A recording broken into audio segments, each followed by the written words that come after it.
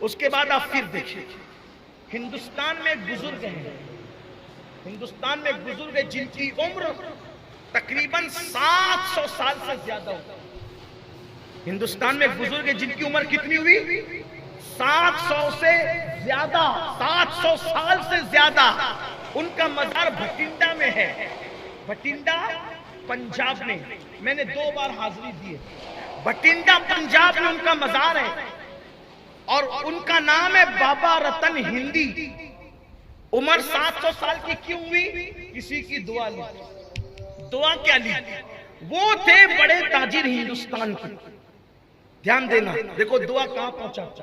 ہندوستان کے بہت بڑے تاجر تھے بابا رتن ہندی، وہ تجارت کے لیے ملک عرب گئے، اور جب ملک عرب گئے تو وہ جنگل سے گزر رہے تھے، جنگل سے گزرتے ہوئے انہوں نے ایک ننھا سا معصوم شہزادہ دیکھا، ایک ننھا سا معصوم شہزادہ دیکھا، اور وہ ننھا سا معصوم شہزادہ اپنے ہاتھ میں عصا لے کر بکریوں کو چرا رہا تھا، اور بارش ہو چکی تھی اور نالا بیچ میں تھا۔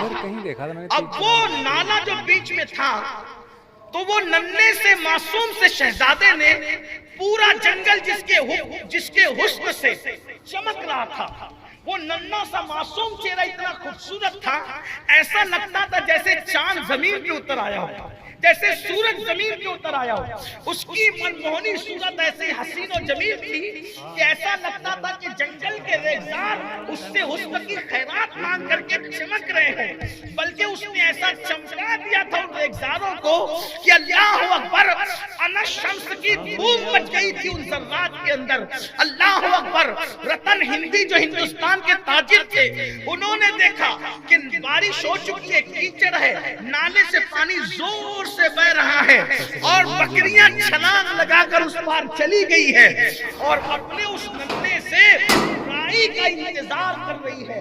حیرت ہوئی رتن ہندی کو کہ بکریاں جس رائی کی منتظر ہو، آخر وہ رائی کس قدر شان والا ہے، پیشانی پر تو لکھا نہیں ہوتا، خوبصورت سا معصوم سا چہرہ ہے، عمر ہوگی 5 سال یا تقریباً 5.5 سال، اس سے زیادہ کی عمر نہیں تھی اس رائی کی۔ اللہ اکبر۔ رتن ہندی نے دیکھا بچہ، رتن ہندی نے دیکھا ننھا سا بچہ۔ رتن ہندی کو کیا پتا تھا کہ کون کیا ہے، کس کی پیشانی میں کچھ لکھا ہوا نہیں ہوتا۔ ننھے سے اس معصوم شہزادے سے کہا، آپ کی بکریاں ہیں؟ جی میری بکریاں ہیں۔ آپ پار جانا چاہتے ہیں؟ جی پار جانا چاہتا ہوں، میں آپ کی مدد